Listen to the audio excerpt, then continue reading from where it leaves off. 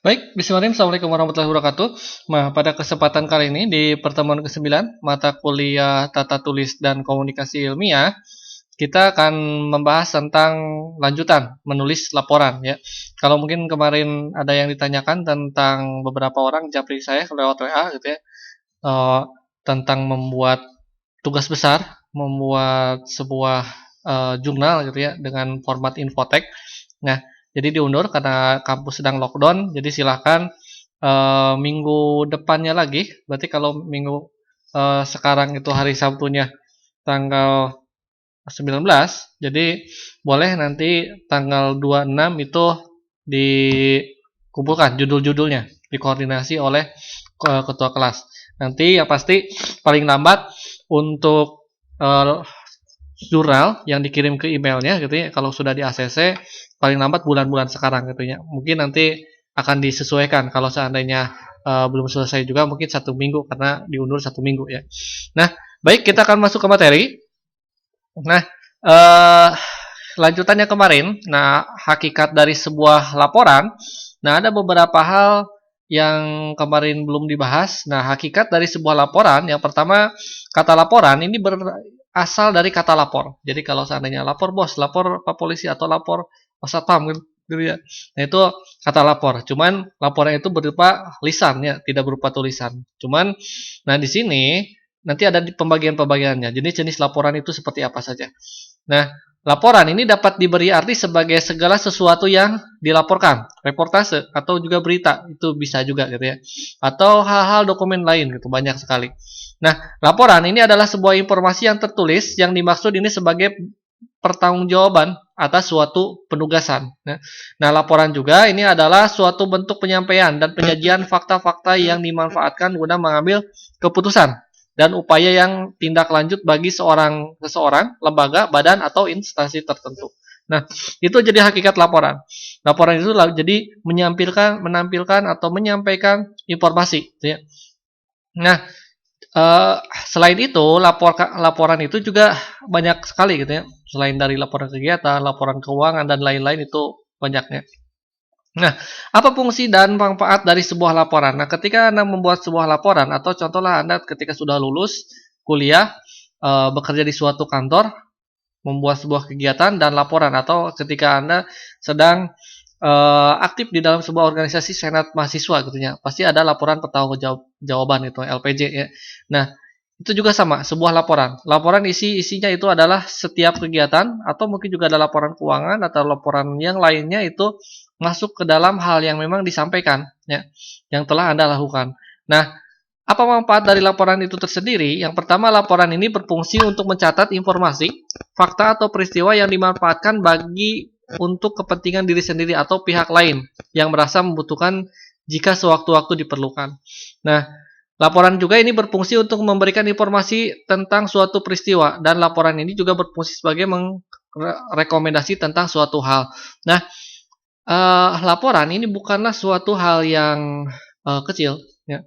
Laporan ini bisa menjadi sebuah hal yang besar dan bisa menyangkut kepada nasib Anda. Contohnya seperti ini, laporan keuangan Anda salah, meskipun Anda tidak korupsi, laporan keuangan salah, mungkin Anda akan dianggap seorang koruptor dan mungkin bisa masuk ke jalur hukum gitu ya. Nah, itu karena salah dari laporan. Nah, laporan ini sangatlah penting. Kerapihan, administrasi, terus fakta-fakta, bukti-bukti, lampiran segala macam perlu disampaikan di dalam laporan ini gitu ya. Karena apa? Laporan ini memang memuat sebuah hal, fakta-fakta yang terjadi gitu ya. Jadi kadang tidak bisa katanya tapi harus faktanya ya. Nah, itu fungsi laporan. Nah, klasifikasi laporan ini secara kelompok ini dibagi dua, yaitu yang tadi disebutkan ada laporan tertulis dan laporan lisan. Nah, laporan tertulis yang mungkin ya seperti LPJ yang tadi disebutkan. LPJ itu laporan tertulis. Kalau laporan lisan ya seperti laporan keadaan atau laporan suatu hal yang setelah disurvei lalu dikatakan langsung gitu ya, tanpa ditulis ya.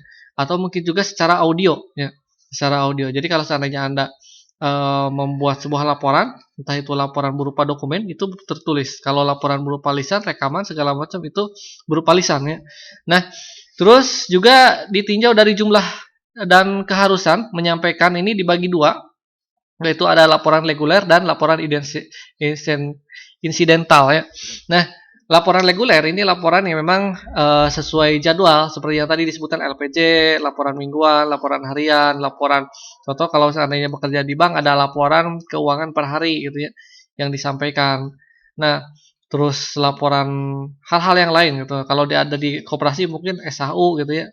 Nah, itu laporan. Nah, kalau sedangkan laporan insidental ini yang dadakan, yang tidak bisa diprediksi, yang memang tidak dijadwalkan. Contohnya laporan di suatu daerah itu terjadi sebuah bencana, insiden, ya. Maka memerlukan barang ini, alat berat ini, alat ini gitu ya. Contohnya di suatu daerah itu terjadi pohon tumbang, maka memerlukan dilaporkan langsung tanpa harus membuat surat ya. Kalau seandainya dibuat sebuah surat dulu, maka mungkin macetnya akan semakin panjang gitu ya. Karena kalau si pohon tersebut tetap menghalangi jalan. Tapi kalau seandainya cuma lisan saja, maka mungkin akan langsung cepat tanggap ya di sana ya. Itu laporan insidental. Nah, ada beberapa macam laporan. Nah, laporan ini banyak sekali, laporan administrasi atau pemberian bahan-bahan atau keterangan secara objektif dan berdasarkan kenyataan. Ini di bidang personal, terus material juga bisa, atau juga keuangan, atau juga tata kantor ya. Ini secara macam-macam gitu ya, secara administrasi. Nah, di dalam perkantoran itu hal-hal yang seperti ini, jenis-jenis laporan ini sering ada gitu ya. Nah, cuman nanti formatnya itu kan berbeda-beda.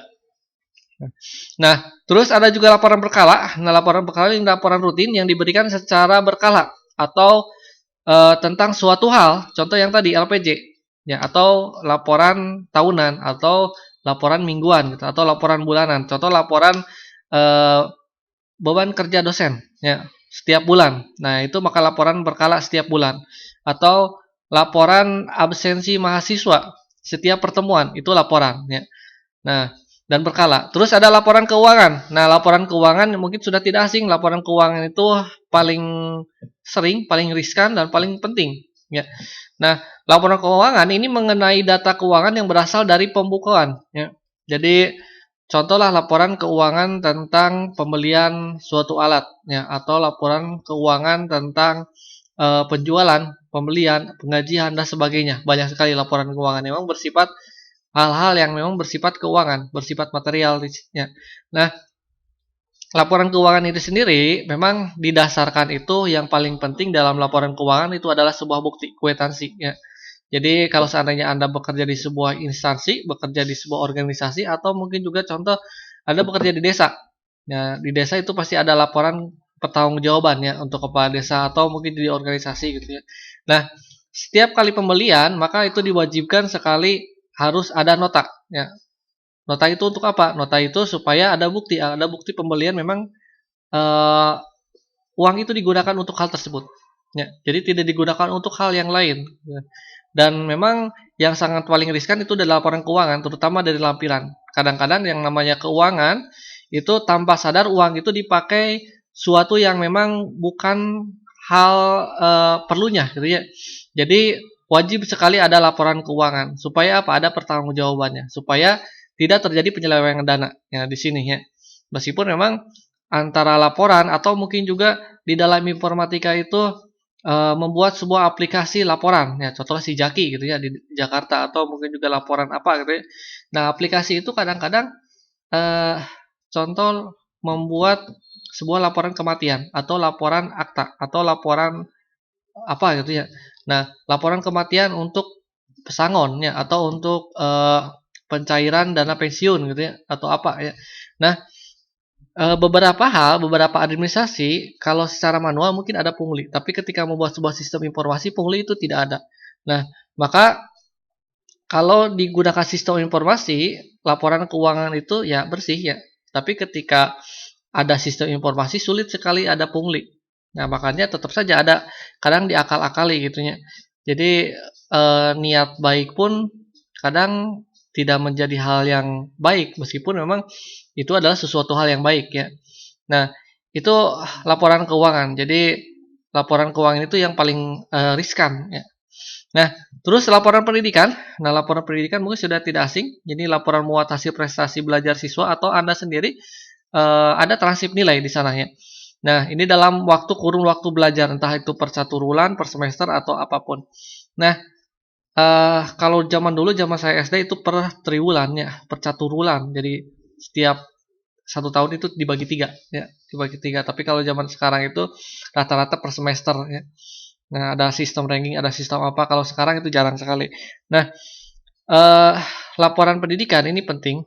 Jadi memang apa ya, meskipun kenyataannya suatu transkrip nilai, suatu soal jawaban suatu ujian ya.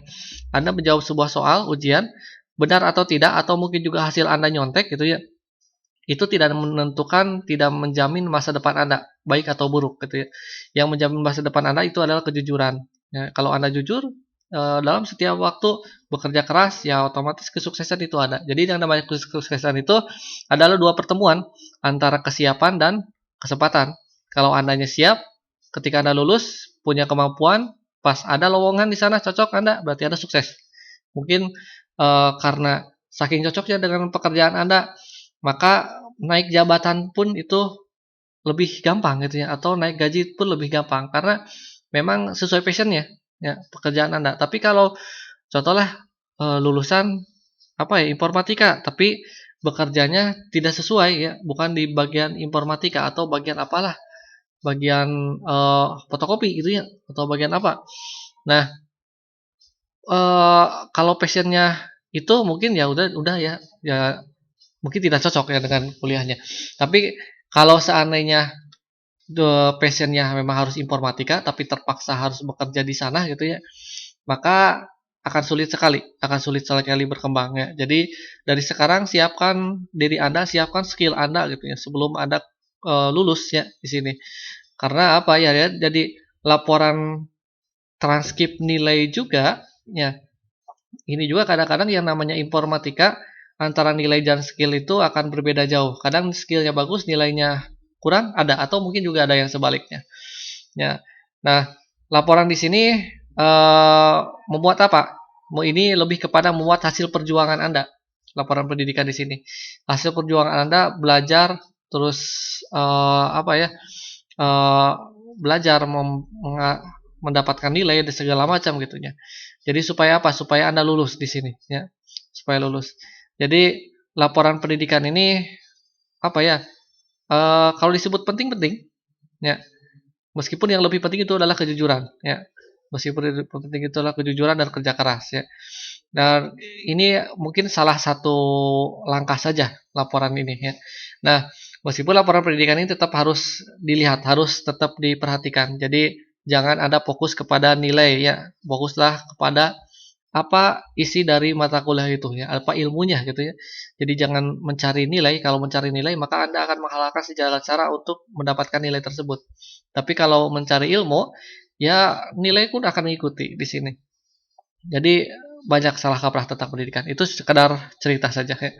Nah, terus ada lapor kegiatan. Nah, mungkin ketika Anda kecil sering eh ketika lebaran atau ketika Ramadan itu sering melakukan kegiatan pesantren Ramadan ya. Itu ada laporan kegiatan tentang pesantren ya, Ramadan, kegiatan Anda mengikuti pesantren, atau mungkin juga LPJ. Laporan pertanggungjawaban itu juga termasuk ke dalam kegiatan, atau mungkin ada sebuah event. Nah, eventnya membutuhkan dana sekian. Maka ketika selesai sebuah event tersebut, maka ada laporan pertanggungjawaban. Benar tidak event itu menghabiskan dana sekian? Gitu. Apakah ada sisanya atau ada kurang atau apa? Itu laporan kegiatan. Jadi ini membuat suatu pelaksanaan suatu kegiatan tertentu setelah kegiatan tersebut dilaksanakan. Jadi ada LPJ-nya. Biasanya kalau Anda mengikuti sebuah organisasi, membuat sebuah contohlah kegiatan bakti sosial gitu ya. Maka ketika selesai kegiatan tersebut harus ada LPJ-nya, atau mungkin juga kegiatan event, membuat sebuah konser musik. Nah, dari sponsor-sponsor, maka sponsor itu biasanya meminta LPJ-nya ya. Nah, LPJ-nya ketika selesai maka dibuatkan LPJ-nya. Data-datanya, keuangannya, laporannya, kegiatannya, kehandalannya, atau mungkin juga sarannya itu ada di sana semua di laporan kegiatannya. Jadi ada kendalanya, mungkin di kemudian hari akan diperbaiki ya, atau menjadi referensi atau menjadi acuan ya, supaya di kemudian hari kegiatannya itu lebih lancar daripada kegiatan sekarang. Itu gunakan laporan kegiatan. Jadi kalau Anda pernah melakukan satu kegiatan, contohlah kegiatan 17 Agustusan, gitu ya. Oh, kegiatan permainan di sini yang ini kurang rame, tapi yang di sini rame, maka mungkin tahun depan yang kurang rame itu tidak akan diadakan. Itulah dari sebuah laporan kegiatan, ya. Meskipun itu adalah sama dari sebuah peristiwa. Nah, terus ada beberapa panduan penyusunan laporan. Pertama, menentukan topik, tema, serta pokok-pokok uraian laporan, ya. Yang tadi disebutkan topiknya, contoh laporan kegiatan 17 Agustusan. Nah, berarti temanya itu 17 Agustusan kemerdekaan serta pokok uraiannya. Pertama, kegiatan ini acaranya namanya ini, sponsornya siapa, uraiannya. Terus mulainya jam sekian tapi dilaksanakan mungkin ngaret gitu ya. Atau mungkin lebih cepat gitu. Itu uraian kegiatan. Jadi memuat hal-hal data-data yang memang diuraikan ya. Terus merumuskan tujuan yang hendak dicapai. Ya, tujuannya apa? Melaksanakan kegiatan tersebut untuk perlombaan, untuk kekompakan, untuk apa gitu ya. Menentukan sasaran laporan. Sasarannya mungkin laporannya itu kepada sponsornya yang memberikan dana untuk kegiatan tersebut. Nah, memperkirakan sikap atau tindakan yang diharapkan dari sisi si penerima laporan. Nah, ini kira-kira ketika menerima laporan tersebut, kegiatan tersebut, apakah si pemberi sponsor itu puas atau tidak puas? Itu tergantung laporannya. Kalau laporannya punya timbal balik, mungkinlah ketika dikasih sponsor kegiatan tersebut, si produk dia itu menjadi lebih laris. Maka dia akan senang. Tapi kalau rugi, nah itu mereka pasti akan berpikir ulang lagi untuk mensponsori ulang gitu ya. Makanya sekarang Euro gitu ya, banyak sekali sponsor. Kalau sponsornya banyak, otomatis sering beberapa kali malahan suatu produk mensponsori kegiatan tersebut, karena produk tersebut ketika mensponsori kegiatan tersebut penjualannya itu menaik. Nah, tapi kalau menurun mungkin tidak akan ada lagi ya untuk mensponsori kegiatan tersebut. Nah, itu contoh kalau kegiatan tersebut sukses ya, pasti akan terus-menerus ada sponsor. Nah, terus melakukan pengamatan. Nah, ini pengamatannya lebih kepada evaluasi. Evaluasi waktu lah, evaluasi anggaran, evaluasi kepanitiaan, dan segala macamnya. Terus membuat rincian atau gambaran yang dilaporkan, mempertimbangkan kejelasan, objektif, dan kemudahan baca di pihak penerima laporan. Termasuk dalam berkaitan dengan penggunaan bahasa sistematika penyajian laporan yang baik. Ya. Nah, ini ada pokok-pokok isi laporan. Nah, ini pertama, apa yang dimaksud dengan tujuan dari penyusunan laporan. Nah, terus siapa saja yang membaca laporan, ini harus ditentukan. Mungkin sponsornya, apa saja yang dilaporkan, yang tadinya keuangan, waktu, kegiatan, segala macam, informasi apa saja yang diperlukan, ya pasti informasi yang berkaitan. Ya. Nah, kapan diperlukan? Nah, itu biasanya jangan sampai sebuah laporan itu telat. Nanti ada sisi waktunya di sini. Nanti kita akan bahas. Nah, jadi laporan itu, contohlah LPJ-nya selesai sebuah kegiatan itu hari ini, maka LPJ-nya itu mungkin 3 hari setelah kegiatan itu harus sudah beres. Jangan sampai 1 bulan atau 2 bulan atau tahun depan. Kalau tahun depan LPJ-nya belum beres juga, maka si sponsor itu tidak akan mau. LPJ kemarin juga belum selesai, ya. Mau apa mensponsori lagi gitu ya. Jadi yang kemarin juga belum jelas laporannya, yang sekarang tidak mungkin disponsori lagi. Nah, itu waktu yang diperlukan. Nah, terus keputusan-keputusan apa yang akan dibuat untuk berdasarkan laporan. Nah, ini contoh keputusan karena ngaretnya sebuah kegiatan, ada hambatannya. Ya, hambatannya mungkin persiapan alat. Ya. Persiapan alat 17 Agustusan itu memerlukan waktu yang lumayan lama. Maka keputusannya mungkin di kemudian hari alat itu harus sudah siap, baru kegiatan langsung dilakukan pada waktu yang pas, tepatnya, tidak ngaret. Nah, terus bagaimana cara proses menjanjikan sebuah laporan? Nah, ini yang pasti harus jelas, nanti kita akan bahas. Nah, yang pertama pengertian laporan, ini beberapa hal menurut ahli. Pertama, menurut Ahmad Zainuddin, ini laporan adalah informasi yang diberikan bawahan kepada atasan karena dasar tertentu. Ya. Nah, terus menurut Atsudirjo Prajudi, ini laporan ini adalah setiap tulisan yang berisi hasil pengelolaan data-data informasi. Nah, kalau menurut Charles Redfield, ini laporan ini adalah segenap hubungan dalam organisasi yang berwujud menyampaikan suatu ide, ya, atau dari suatu pihak ke pihak lain, yang disebut juga komunikasi administrasi atau administrative communication. Ya. Nah, ada beberapa peranan laporan dalam administrasi communication ini sangat strategis. Yang pertama ini adalah pertanggungjawaban, pengawasan dan pengendalian. Nah, ini kalau seandainya kegiatan ini, maka keuangan yang akan diberikan tidak boleh lebih dari sekian. Karena kalau terlalu besar akan menghambur-hambur, kalau terlalu kecil mungkin kegiatan akan lebih sederhana, gitu ya. Nah, itu loh untuk pengendaliannya. Nah, terus penyampaian informasi yang sudah dilakukan, terus bahan untuk pengambilan keputusan. Nah, ini keputusan yang tadi, keputusan untuk memberikan anggaran untuk laporan untuk kegiatan selanjutnya, maka ditentukan atau disesuaikan dengan kegiatan sebelumnya, gitu ya. Tidak lebih, tidak kurang, tapi pas ya. Nah, itu sebagai acuan. Terus alat pengembangan cakrawala wawasan. Nah, ini lebih kepada apa ya? Penambahan pengetahuan tentang suatu kegiatan. Nah, ada beberapa syarat-syarat laporan yang baik. Pertama, harus objektif dan dapat dipertanggungjawabkan. Jadi tidak tidak subjektif, tidak sekeinginan dia gitu ya. Tapi memang secara orang lain itu benar-benar gitu ya. Jadi contohnya seperti ini, laporan pertanggungjawaban tentang keuangan. Dia itu membeli rokok, membeli es krim, membeli apa gitu untuk diri sendiri. Ya. Secara subjektif itu benar, karena dia seorang bendahara. Secara objektif itu tidak dapat dipertanggungjawabkan, karena itu adalah untuk pribadi. Ya. Nah itu. Ya. Terus harus singkat dan jelas dan cermat. Nah ini tidak boleh terlalu panjang. Kadang-kadang ya kebanyakan orang Indonesia itu kalau terlalu panjang itu malas membaca ya. Jadi lebih kepada harusnya poin per poin supaya memang jelas. Yang penting adalah informasi tersampaikan, bukan panjangnya sebuah kata-kata. Terus harus lengkap juga, ya meskipun sedikit ya kata-katanya, tapi harus lengkap, singkat, jelas, padat. Ya. Lengkap itu maksudnya padat ya. Jadi tidak panjang lebar tapi lengkap ya. Kecuali kalau Anda seorang wartawan ya, kejadiannya sekian, cuman kejadiannya, tapi dibuat artikel panjang lebar, yaitu permainan kata-kata. Memang ya kerjanya seperti itu ya. Nah, terus harus tegas konsisten. Nah ini yang tadi. Terus harus langsung pada sasaran yang ditujukan. Tepat waktu. Kejadiannya sekarang, maka laporannya sekarang. Ya. Atau beritanya sekarang. Kalau kejadiannya kemarin, beritanya sekarang, ya itu mungkin akan kedahuluan orang lain. Ya. Terus harus tepat penerimaannya. Nah ini ditentukan ya. Penerimanya siapa, atasannya siapa.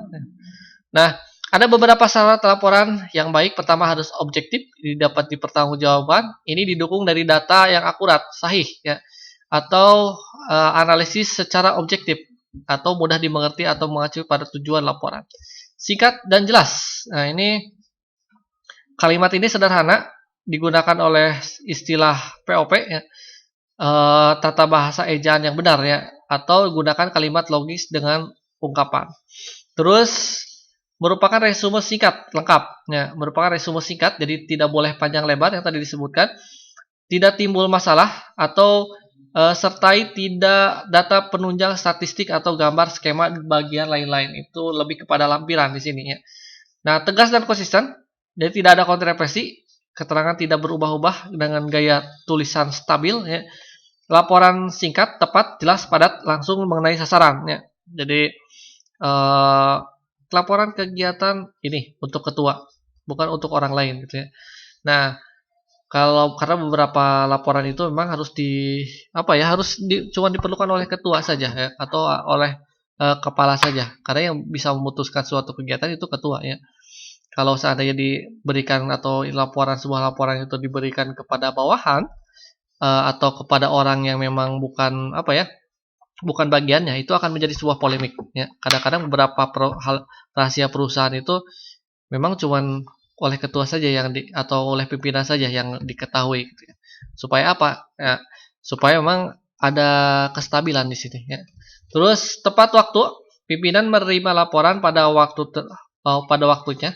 Laporan juga dapat mencapai tujuan perencanaan yang tepat dan tepat penerima atau kepada orang yang berkepentingan, tidak salah alamat atau tidak salah kirim yang tadi disebutkan ya. Nah, ada beberapa teknik penyajian data. Nah, ini ada beberapa teknik penyajian data, bisa juga berbentuk bagan, mungkin bagan organisasi atau bagan proses, bagan arus ya, atau flow chart. atau flow map, terus bagan perbandingan atau juga bagan pohon ya. Atau mungkin juga berbentuk grafik, bisa grafik lingkaran ya, atau mungkin juga grafik lurus, grafik garis dan yang lainnya, atau bisa berbentuk variabel untuk memudahkan analisis, atau bisa bentuk matematis, statistik. Ini metodenya aman, median atau mode, atau sesuai data statistika ya. Nah, ada teknik penyajian laporan. Ini ada beberapa bentuk cara penyajian laporan, seperti contoh memo atau nota yang mungkin sudah tidak asing ya. Nota, Anda membelanja suatu barang di suatu supermarket, itu memo, nota. Atau juga bentuk surat ya. Anda sering menerima surat atau apa, itu sama, sebuah laporan. Atau memograf atau matriks atau juga buku ya. Itu juga sama ya. Mungkin kalau laporannya terlalu banyak, mungkin dibukukan, itu bisa. Nah, ada beberapa langkah dalam pembuatan laporan. Pertama, menetapkan perihal subjek judul laporan, mengumpulkan data atau fakta ya. Jadi sebelum membuat sebuah laporan, jangan dulu membuat asumsi, tapi harus ada dulu data dan fakta, baru diasumsikan gitu ya. Terus evaluasi data, pengelolaan data, memberikan kode atau menamai data ya. Terus ada tabulasi dan membuat kerangka laporan. Jadi ketika sudah dilengkapi semua, maka kerangka laporan itu harus dibuat sesuai dengan tingkatannya, sesuai dengan urutannya, atau sesuai dengan hal yang memang perlu diperhatikan. Kadang-kadang seperti ini, hal yang paling urgent didahulukan, yang tidak penting diterakhirkan. Itu untuk pimpinan. Tapi kalau untuk berita, kadang-kadang hal yang tidak urgent itu didahulukan, yang paling penting, yang paling menarik itu diakhirkan. Itu politik dalam berita ya, itu seperti itu ya, supaya semua artikel itu dibaca. Nah, terus penyusunan kerangka laporan. Ini pendahuluan, batang tubuh, kesimpulan, saran, rangkuman, daftar pustaka, dan lampiran. Ini yang kemarin dibahas, yaitu adalah kerangka sama ya.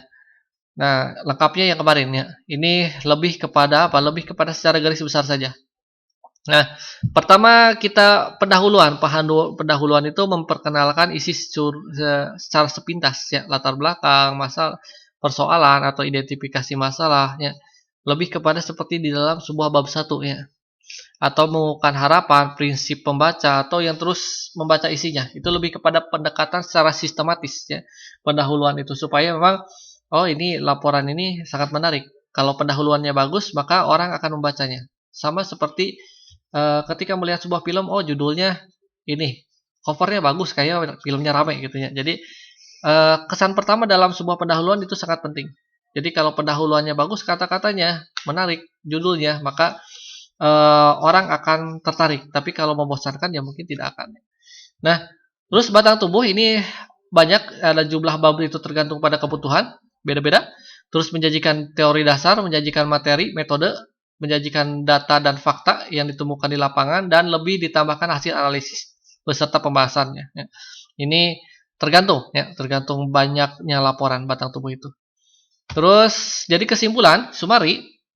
Nah, ini sumari adalah proses penyimpulan dari data dan fakta yang sudah dianalisis di bab sebelumnya.